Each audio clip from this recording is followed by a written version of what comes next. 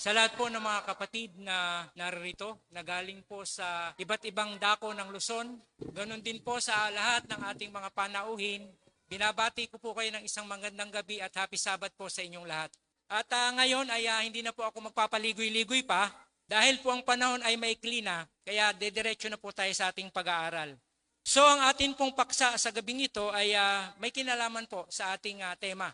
Ang paksa na nais ko pong dalhin sa inyo sa gabing ito ay may pamagat na Let's Talk About Holiness. Ang paksang ito mga kapatid ay based on biblical standpoint. Ibig sabihin mga kapatid, ang mga referensya na gagamitin po natin dito ay mostly hango po sa Bible. Siguro meron lang tayong may insert na ilang mga testimony, reference or passage. So ang unang talata po na ating babasahin ay hango sa aklat ng Micah, Kapitulo 7, talatang 18. Ganito po ang sinasabi, Who is God like unto thee, that pardoneth iniquity, and passeth by the transgressions of the remnant of his heritage? He retaineth not his anger forever, because he delighteth in mercy.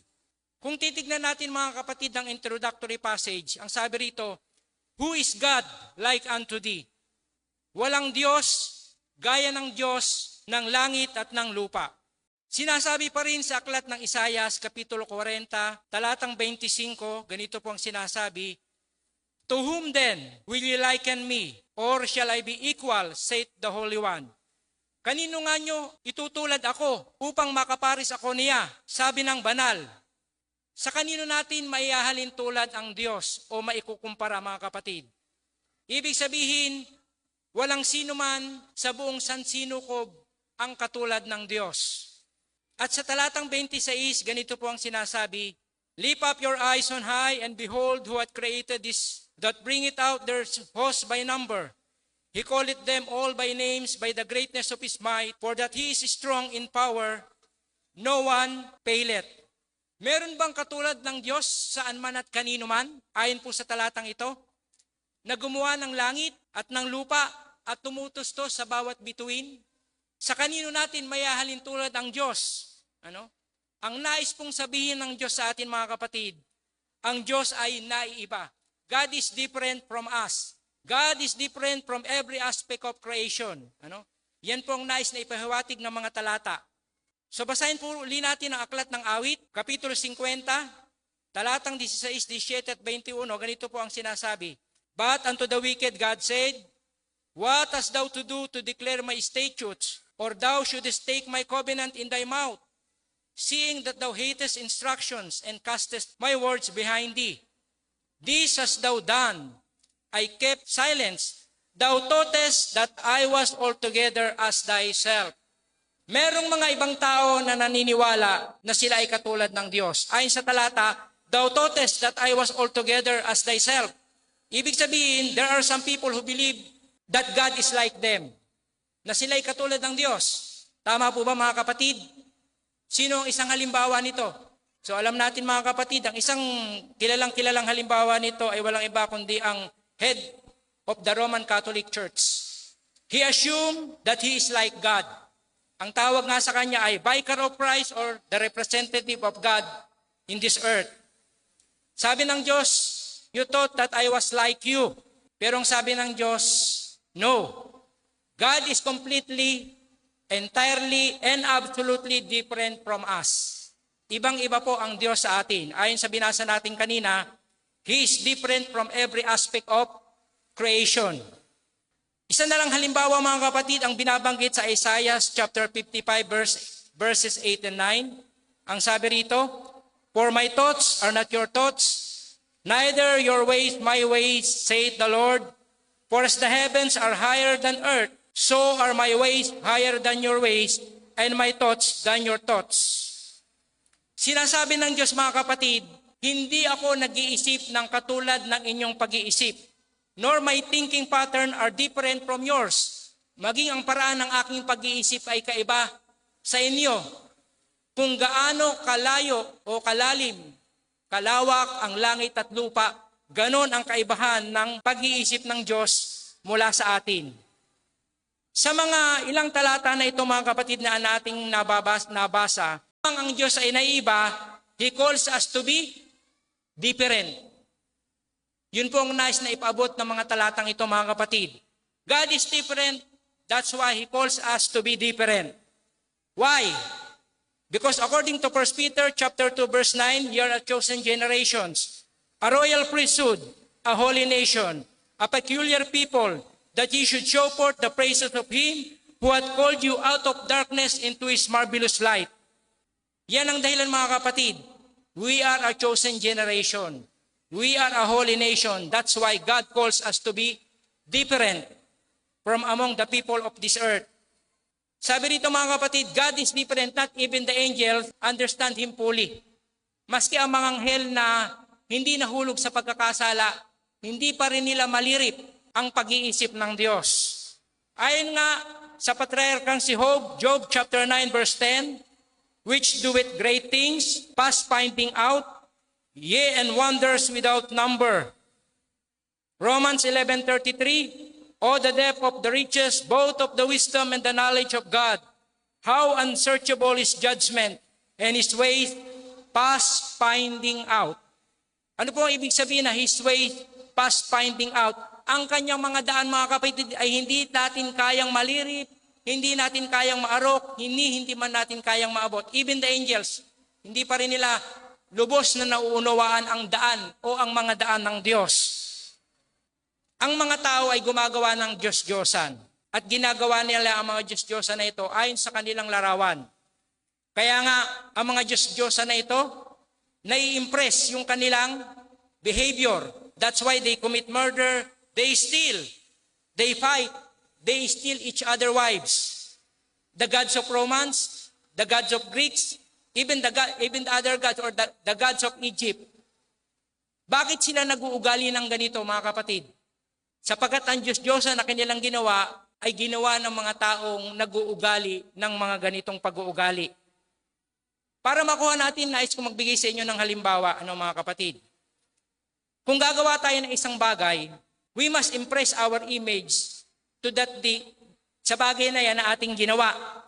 Halimbawa na lang, mga kapatid, alam niyo ba yung popular painting na Mona Lisa? Yung simpleng painting na mayroong simpleng babae na naroon?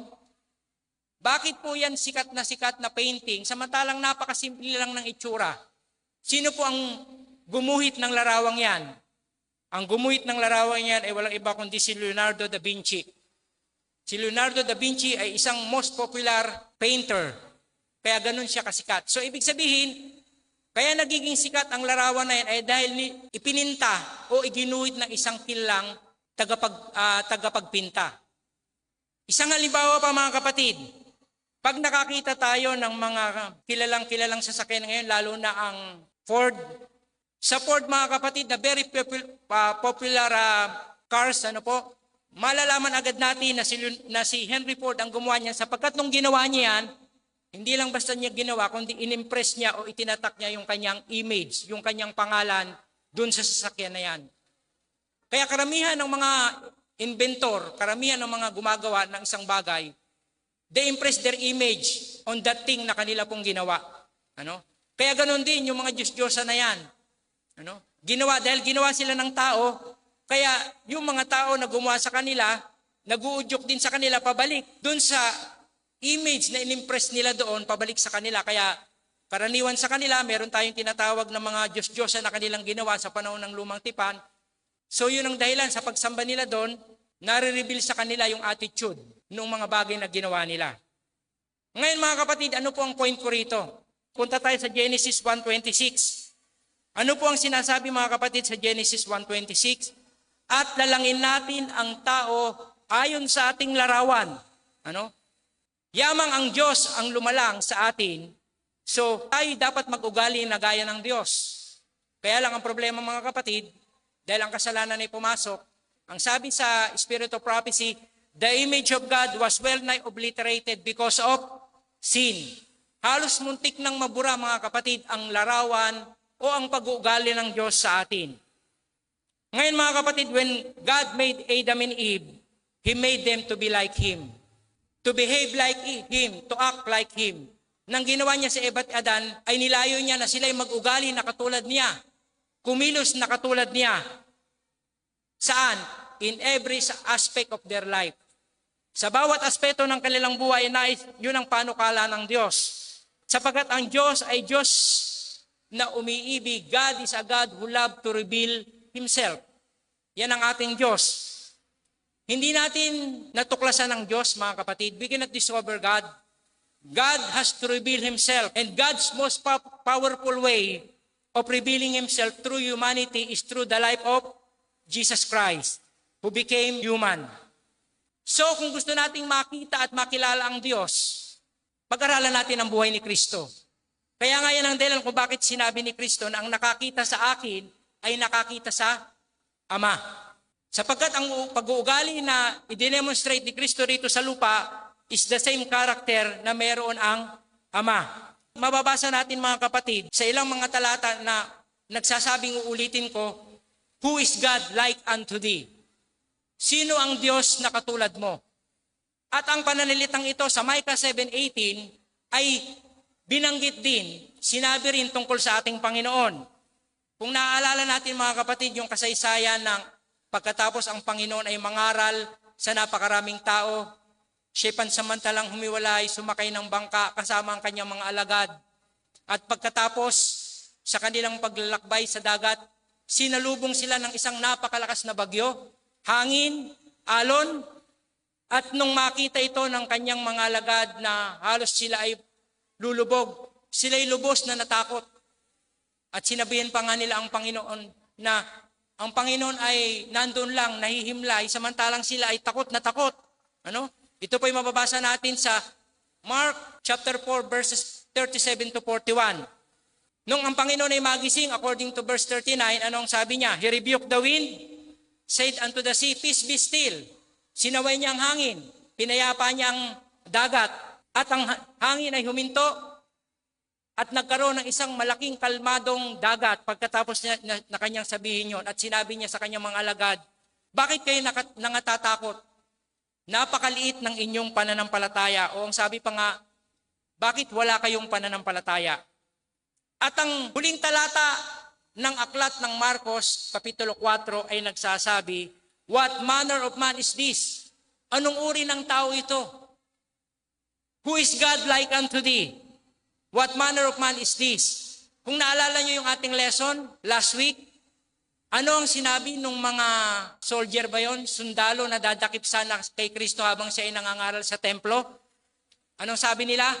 Never man spoke like this man. Walang sino man ang nagsalita kagaya ng taong ito. Ano pong ibig sabihin nito? Holiness, first and foremost, is difference. Naiiba ang Panginoon, naiiba ang Diyos. Ngayon mga kapatid, basahin natin ang Deuteronomy chapter 18 verse 9. Pakinggan natin ang Diyos na nagsasalita sa kanyang bayan sa pamamagitan ni Moses. Ganito ang sinabi rito, When thou art come into the land which the Lord thy God giveth thee, thou shalt not learn to do after the abominations of those nations. Sinabi ng Diyos sa kanila, huwag niyong gagawin kung ano ang kanilang ginagawa. Huwag kayong gumaya sa ginagawa ng mga bansang iyon. Kailangan kayo maging iba. Yun ang sinasabi ng talatang ito mga kapatid. Ano? Alam natin mga kapatid, dinala ng Diyos ang Israel papalabas ng Ehipto. At pakinggan natin kung ano pang karagdagang sinabi ng Diyos sa pamamagitan ni Moses. Sa Exodus chapter 19 verse 4, Ye have seen what I did unto the Egyptians, and how I bear you on eagle's wings, and brought you unto myself. Now therefore, if you will obey my voice indeed, and keep my covenant, then you shall be a peculiar treasures unto me above all people. Above what mga kapatid? Above all people. Ano? Above all nations. Kung kayo makikinig sa aking tinig, gagawin ko kayong higit sa lahat ng ibang mga bansa. Ano? For the earth is mine, sapagkat ang lupa ay akin. At sinasabi niya sa atin, He called us to be different. I am emphasizing the word different, sapagkat yan ang ibang meaning ng holiness or kabanalan. I have called you to be different among every other nations on the face of the earth. Anong ibig sabihin nun? Don't dress like them, don't worship like them, Don't think the way they think. Don't follow their dietary practices. Yan ang sabi po rito. If you want to be different every among other nations, because I demonstrated myself different from every other God, every so-called Egyptian God. Ipinakita ng Diyos sa mga Israelita na He is different from every Egyptian so-called God. Kaya ganun din niya tinatawagan ng kanyang bansang Israel na maging iba. Maging natatangi. Ano? Yun ang kanyang panawagan sa kanila. From where? Sa paraan ng kanilang pananamit, sa paraan ng kanilang pagsamba, sa paraan ng kanilang pag-iisip, at sa paraan ng kanilang pagkait. Ano? Yan ang ibig sabihin na maging iba tayo, mga kapatid. O iba sila. Ano? Now, in Deuteronomy 7:6, ito po ang sinasabi. For thou art an holy people unto the Lord thy God. The Lord God thy God hath chosen thee to be a special people to Himself, above all people that upon the face of the earth. Ngayon, mga kapatid, tanungin ko kayo, meron bang ilang tao na malapit sa Diyos? Yes or no, mga kapatid? Sa kanyang mga alagad na lang, alam natin mga kapatid, meron siyang 3 malalapit na mga alagad. Sino-sino sila? Si Peter, si James, si John. Ano, mga kapatid? Ngayon, kung titignan natin mga kapatid, parang extreme ang Diyos tungkol sa aspetong ito with regards to His relationship with the Israelites. Pero tignan natin mga kapatid ang Amos chapter 3, verse 2. Ganito po ang sinasabi. You only have I known of all the families of the earth. Kayo lamang ang aking nakikilala sa lahat ng angkan sa lupa. Naniniwala ba tayo mga kapatid na tayo lang o ang Israel lang ang kanyang tanging pamilya na nakikilala sa ibabaw ng lupa? Naniniwala tayo na alam din niya ang iba. Kilala din niya ang iba. Pero God is stressing how special is the Israelites to Him. Kaya sinabi niya na, you only have I known. Ikaw lamang ang nakikilala kong bansa sa ibabaw ng lupa. Because the Israel is very special to Him. He said to them, I am not even aware that there are other nations on the face of the earth. Parang sinasabi niya na parang hindi ko napapansin na mayroong ibang tao pa rin sa ibabaw ng lupa. Yun ang ibig niya sabihin mga kapatid sa talatang ito. Now, in Psalms 147, verse 19 and 20, ganito pang sinasabi, He showeth His word unto Jacob, His statutes and His judgment unto Israel. He hath not dealt so with any nations. Pansinin nyo He hath not dealt so with any nations, and His judgment they have not known them. Praise ye the Lord. Ano pong sinasabi ng Biblia mga kapatid? Bakit nagiging special people ang Israel? Bakit parang wala na siyang nakikilalang ibang bansa maliban sa Israel? Because God gave the revelations to Israel. Ibinigay niya ang kapahayagan ng kanyang sarili sa Israel na hindi niya ibinigay sa ibang mga bansa. Ayon po sa verse 20. It means to say God reveals aspect of Himself to the Israelites that He did not reveal to any other nations. Bakit? Bakit sa mga Israel lang inihayag ng Diyos ang mga aspeto ng kanyang pag-uugali na hindi niya inihayag sa ibang mga bansa? Bakit? Because God wants the Israelites to understand that you must be different because you are my people. Nais ng Diyos na sila maging kakaiba. Bakit? Sapagkat siya ay kanyang bansa. Hindi lang basta bansa, not an ordinary people, but according to what we have read, they are His special people. Yun ang sabi niya. Mga kapatid, kung tayo po ay siguro may mga kapatid tayo rito na nakapunta na sa US, nakapag-tour sa US, ano po? May isang lugar sa US, particularly sa Pennsylvania, masusumpungan natin yan ng isang religious group na kung tawagin sila ay Amish. Isa siyang religious group. Ano? At sila po ay naiiba. Bakit sila po ay naiiba? Ang mga lalaki po doon, hindi sila nagsusuot ng pantalon na may zipper. Hindi sila nagsusuot ng mga ganyan. Ano? Basta may zipper, hindi nila isinusuot. Pangalawa, hindi rin sila gumagamit ng electrical lights. Ang ginagamit lang nila mga lampara. Ngayon pwede nating sabihin mga kapatid, parang extreme naman sila. No? Yun agad ang papasok sa ating isip. That's not my point. My point is, pag nakita mo sila, alam mo agad, kilala mo agad na sila ay Amish. Bakit? Because they are different. makikilala mo agad. Ang tanong, pag nakita kaya tayo ng taga-sanlibutan, sasabihin kaya nila na tayo'y bayan ng Diyos because we are different also from the world? Yun po ang point dito mga kapatid. The Amish is different. Ngayon mga kapatid, ang Diyos ay nananawagan sa atin kung paano siya nananawagan sa mga Israel na tayo dapat magiging naiiba. Take time to be holy. Dapat po tayong naiiba.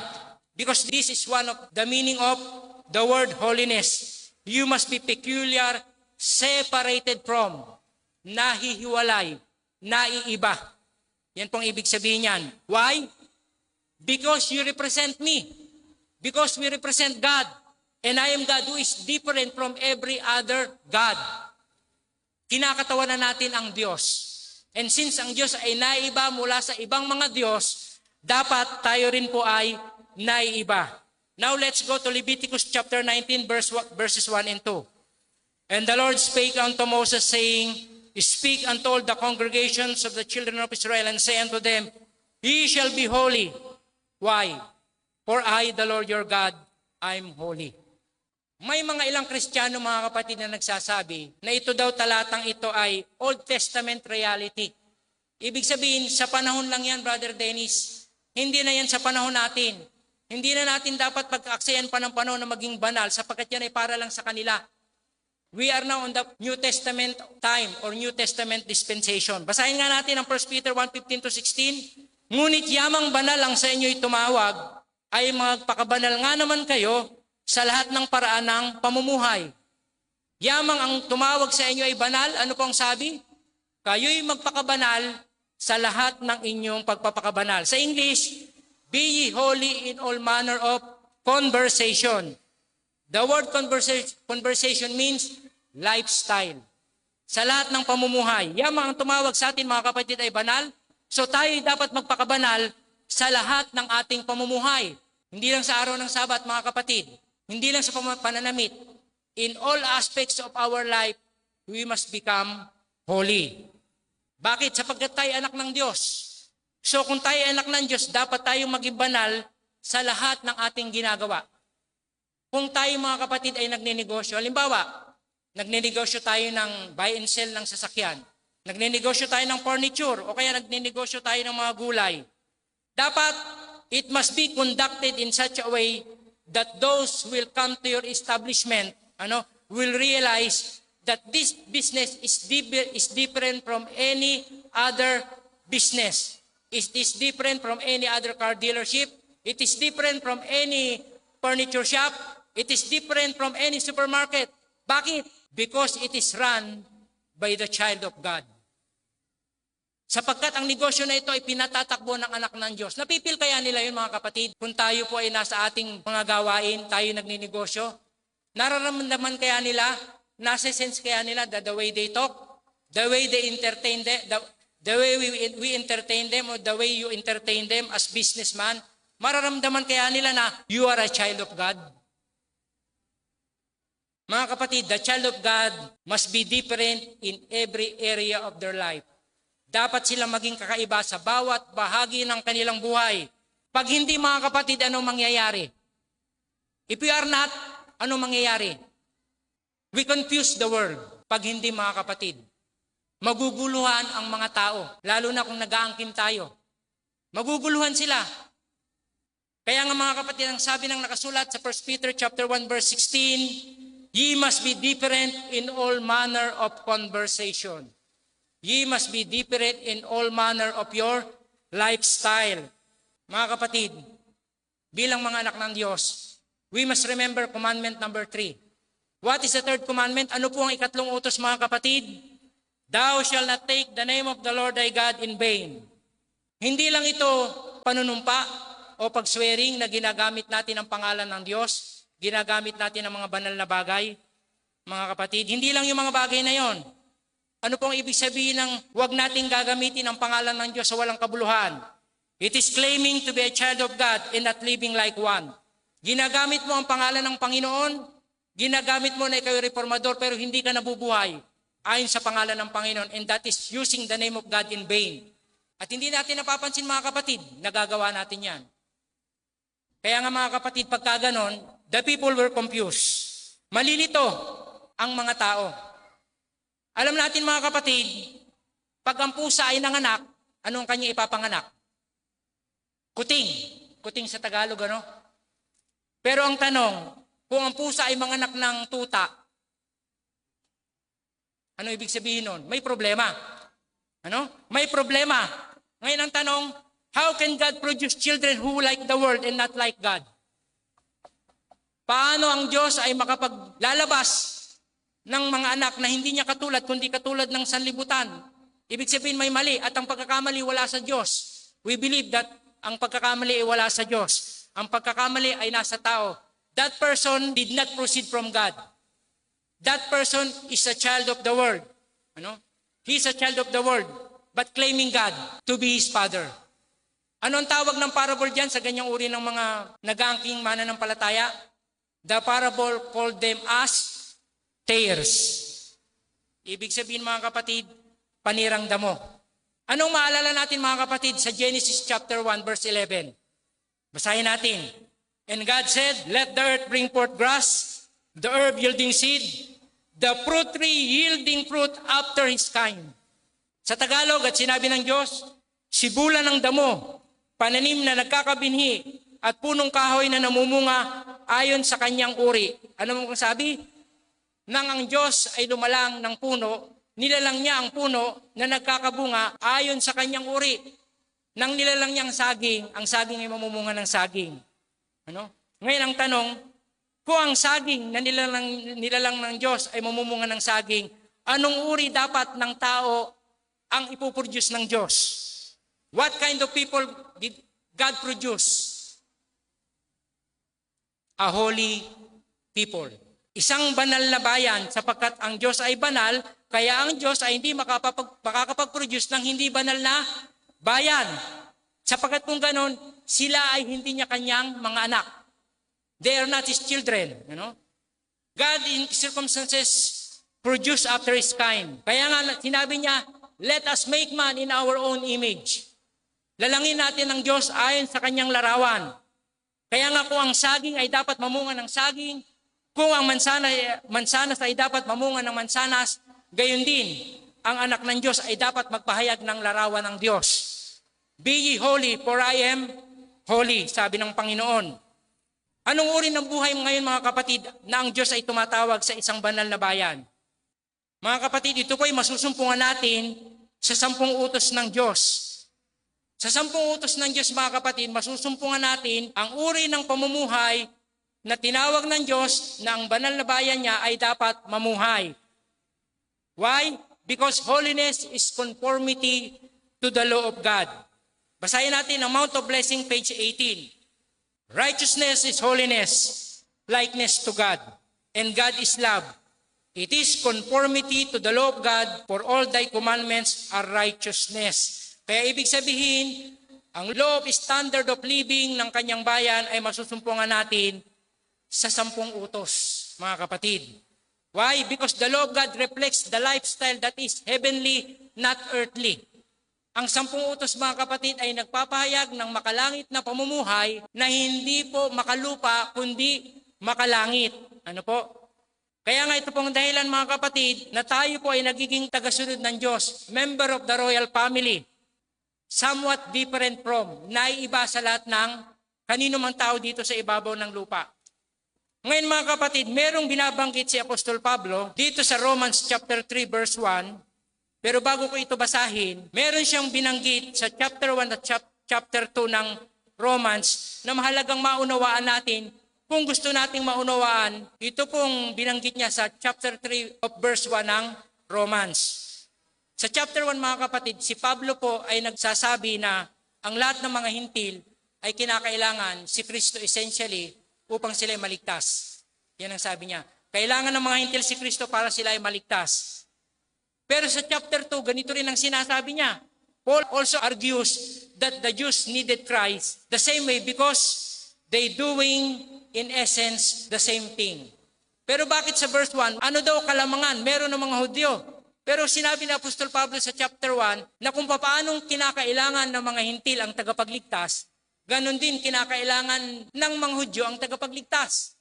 Sapagkat alam natin na in essence, nalalabag din nila ang kautusan. They commit murder in their minds, adultery, lasciviousness, nanggagaling yan sa kanilang isip. Kaya wala lang pinagkaiba. Ang pinagkaiba lang, aktual na ginagawa ng mga hintil, pero sila, ginagawa nila sa kanilang isip. Pero tinitingnan ng Panginoon niya na parehong paglabag pa rin sa kautusan. Ngayon mga kapatid, dito po ang problema. Itinuturing ng mga Hudyo na sila po ay paborito ng Diyos. Alam natin yan mga kapatid, sapagkat sila ay pinili ng Diyos. Bagamat hindi sila nabubuhay ayon sa panawagan sa kanila ng Panginoon. Kaya nga naiisip ni Apostol Pablo na sa kanyang conclusion ay maaaring sila po ay magalit. Na kung paano ang mga hintil ay kinakailangan si Kristo, ay kinakailangan din nila si Kristo. Kaya nga mga kapatid, ang sabi ng chapter 3 verse 1, ano nga ang kahigatan ng Hudyo? Sa anong bagay lamang ang mga Hudyo sa mga hintil? Ang sabi po rito, kung ako'y Hudyo na tinawag ayon sa lipi ni Abraham, at hindi lang ayon sa lipi ni Abraham, ako'y tinawag ni Kristo, at kailangan ko si Kristo, then what's the point of being a Jew? Ano ngayon ang punto ng pagiging isang Hudyo? Kaya nga ang tanong, anong kahigitan mayroon ng mga Hudyo? At anong pakinabang ng pagtutuli? Ngayon, ito po ang sagot mga kapatid. Ang sagot nasa talata rin. Ang sabi po doon, what advantage hath the Jew? Ang sagot, much in every way. Yun ang sagot mga kapatid, much in every way. Higit sa anumang paraan. Bakit? Sapagkat sa kanila mga kapatid, ipinagkatiwala ang 10 utos. At hindi lang yan, alam natin kanina, binasa natin kanina, God reveals some aspects of Himself to the Jews. Inihinayag niya ang ilang mga katangian niya sa kanila bilang Diyos. Kaya yun ang dahilan kung bakit sila ay naiba. Kung bakit siya natatangi sa lahat ng ibang mga tao. Yan ang dahilan kung bakit sinabi ni Apostol Pablo na anong kahigitan ng mga Hudyo sa ibang mga tao. Sapagkat sa kanila nga inireveal ng Diyos ang 10 utos. Kaya nga ang sabi niya, what have we an advantage when our life is lived by the power of Christ according to His law? That is the advantage. Yan ang ating advantage mga kapatid. Even katulad tayo ng ibang mga bansa na makasalanan, pero dahil ibinigay sa atin ng 10 utos, kasama na tayong pinagbigyan dyan, then, yung advantage na yan ay nagiging advantage lang when our life, kung isinapamumuhay sa pamamagitan ng kapangyarihan ng Diyos, ayon sa kautusan, it means that's a different person, that's a holy person. Kaya mga kapatid, alam natin na ang Diyos ay gagawa ng bagong langit at bagong lupa. Bakit po siya gagawa ng bagong langit at bagong lupa? Sapagkat alam natin mga kapatid, nagkaroon ng problema ang unang langit at lupa dahil sa kasalanan. At ang Diyos ngayon ay naghahanda ng mga taong titira dun sa bagong langit at bagong lupa. At ang taong inihanda niya doon ay yung mga taong dito pa lang ay nais niyang ihiwalay ang kasalanan mula sa kanila upang maiangkop niya sila doon sa bagong langit at bagong lupa na kanyang gagawin sapagkat ang dating langit at ang dating lupa ay kanyang sisirain dahil po sa kasalanan. Kaya nga kung naalala niyo po yung presentation ni Brother Marcelo dito, ano daw pong ibig sabihin ng imparted righteousness? That is our fitness to heaven. Ibig sabihin mga kapatid, iniaangkop tayo rito, tinatanggal ng Panginoon yung magagaspang na ugali sa ating buhay, nire-reforma tayo sa pagkain, nire-reforma tayo sa sabat, nire-reforma tayo sa pananamit, higit sa lahat nire-reforma tayo sa pag-uugali sapagkat inihahanda tayo ng Diyos dun sa bagong langit at bagong lupa na hindi na mananahan pa kailanman ang kasalanan. Kaya nga ulitin ko mga kapatid, ye are a chosen generation, hindi po aksidente na tinawag ng Diyos ang Israel. He deliberately called them. Sinadya niya na tawagin ng Israel. They are a chosen people. Kaya nga mga kapatid, ang mga Israelita ay tinawag upang ingatan ang 7 araw. Ngayon mga kapatid, alam natin na gumawa ang Diyos ng 7 araw. Tama po ba? At isa ang banal. Sa 7 araw na ginawa niya, isa po ang banal. Ibig sabihin, there are more secular time than holy time. Tama po, dahil 6 na araw yung secular time. 6 days ang ibinigay niya para sa mga secular activities, samantalang isa lamang ang para sa holy time. Pero mga kapatid, We are a citizens of God. We are a citizens of a holy nation. Ang isang banal na bansa ay hindi lamang dapat mabuhay ng isang araw na banal sa araw ng Sabado. Tayo dapat maging isang banal na bayan sa loob ng isang linggo, hindi sa loob ng isang araw lamang. Naalala ko yung sinabi rito nung nagdala ng mensahe ngayon. Sabi niya kanina na dapat mga kapatid, hindi lang tayo dapat maging banal sa araw na ito. Dapat sa buong sanlinggo maging banal din tayo. Yan po ang ibig sabihin na ye are a holy nation. Ano? Kaya nga mga kapatid, nang tawagin ng Diyos ang mga alagad, ayon po sa Gospel Commission, Matthew 28 verses 19 and 20, Go ye therefore and teach all nations, baptizing them in the name of the Father, and of the Son, and of the Holy Ghost, teaching them to observe all things, whatsoever I have commanded you. Anong sabi ng Panginoon? Go ye and teach all nations. He did not say, go and let them teach you. Hindi niya sinabi yun mga kapatid. You teach them in all things that I have commanded you. A holy nation is a nation that obey God. Ang isang banal na bansa o banal na bayan ng Diyos ay isang bayan na sumusunod sa Diyos ayon po sa Revelation 14:12. So turuan natin sila. Hindi tayong tuturuan nila. Turuan natin sila kung paano manamit. Turuan natin sila kung ano ibig sabihin ng katwiran ni Kristo. Turuan natin sila kung paano kumain ng tama ayon sa prinsipyo ng Diyos. Turuan natin sila kung paano palakihin ng tama ang kanilang mga anak. Turuan natin sila kung paano nila iingatan ang Sabat. Huwag nating hayaang turuan nila tayo. Yan po ang ibig sabihin niyan mga kapatid. Kaya nga nung sinabi ng mga Israel kay Samuel, bigyan mo kami ng isang hari. Ano po ang dahilan bakit sinabi nila yon? Bigyan mo kami ng isang hari upang kami ay maging katulad ng mga bansa na nakapalibot sa atin. Alam niyo mga kapatid, kung ating tutularan na mabuhay gaya ng ibang mga bansa, we cease to be a people of God. Kung magnais tayo na maging katulad ng ibang mga bansa, then we cease to be the people of God. Ano? Kaya nga mga kapatid, ang sabi ng Diyos, ako'y banal. I am holy.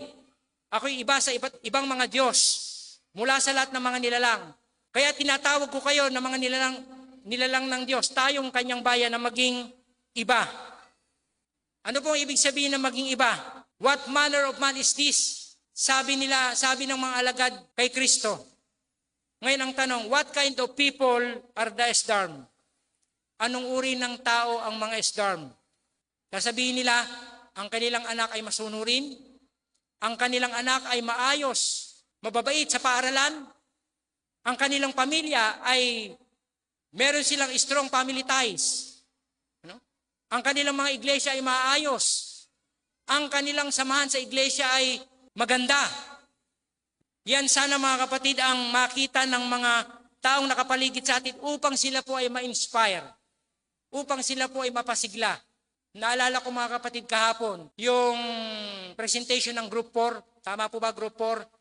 Between sa pamilya mahinahon ba yon? At sa pamilya magulo? Napansin niyo po ano? Anong dahilan mga kapatid, bakit na-inspire si pamilya magulo na gayahin si pamilya mahinahon?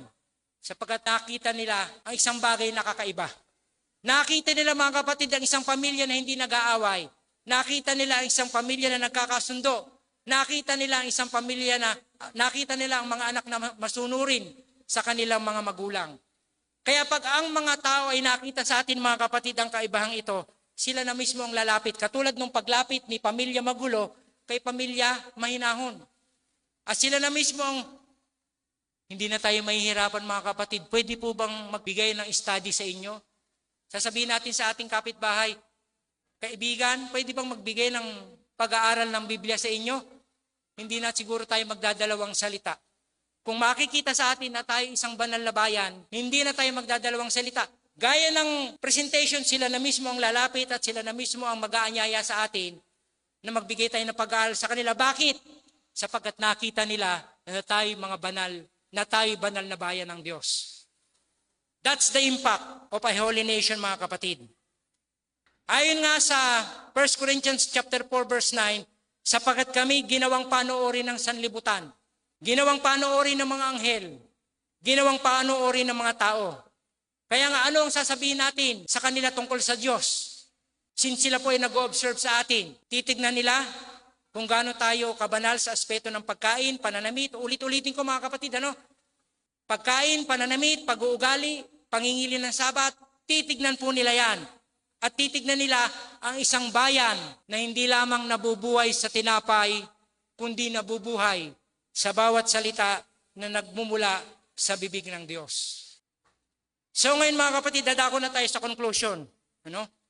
Alam natin mga kapatid, ang mga magulang na nagpapaaral ng kanilang mga anak, kaya nila pinapag-aral ang kanilang mga anak sapagkat meron silang mataas na standard na ibinigay sa kanilang mga anak. Katulad na lang dito, alam ko, may mga anak na nagpapaaral ng pharmacy, may mga anak na nagpapaaral ng medical technology, may mga anak na nagpapaaral ng nursing, may mga anak na nagpapaaral ng MD or medical doctor. Why? Sapagkat mataas ang pamantayan natin sa kanila. Gusto natin na maging doktor sila, gusto natin na maging abogado sila, gusto natin na maging engineer sila. Katulad na lang ni Sister, asawa ni Brother Stephen. She is now a certified civil engineer. Kaya maaring very proud ang kanyang husband, very proud ang kanyang magulang. Yung standard na yung mga kapatid, na reach ng ating kapatid. Ngayon kung ang ating mga magulang ay may pamantayan sa ating mga anak na pinag-aaral natin, how much more na ang Diyos ay meron ding pamantayan. And what is God's standard for His people? Basahin natin. Education page 18. So parang ito rin yung binasa ni Brother Maglangit dito sa kanyang harapan, pero mayroon lang konting kaibahan. Ito po ang mataas na pamantayan ng Diyos sa atin. Higher than the highest human thought can reach is God's ideal for His children. Ano daw mga kapatid? Higher than the highest human thoughts can reach is God's ideal for His children. Mas mataas pa sa doktor, mas mataas pa sa abogado, mas mataas pa sa pagiging isang inhinyero ang ideal ng Diyos sa kanyang mga anak. At ano po yan? Godliness, godlikeness is the goal to be reached. Yan po ang pamantayan mga kapatid na inilalagay ng Panginoon sa ating harapan. At ito rin ang pamantayan na inilalagay ng ating Panginoon sa atin. Sabi niya, yamang ang tumawag sa inyo ay banal, kayo'y magpakabanal sa lahat ng uri ng pamumuhay sapagkat nasusulat, kayo'y magpakabanal sapagkat ako'y banal. Kaya mga kapatid, nawa, sa tulong po ng mga presentasyon na ginawa sa atin simula pa ng unang araw hanggang bukas, ito nawang tema ng ating pag-aaral ngayon, simula sa ating pag-uwi, ay siya nawa ang maging prioridad natin sa ating buhay. Anong sabi rito? Take time to be holy. Maging priority po sana natin ito mga kapatid.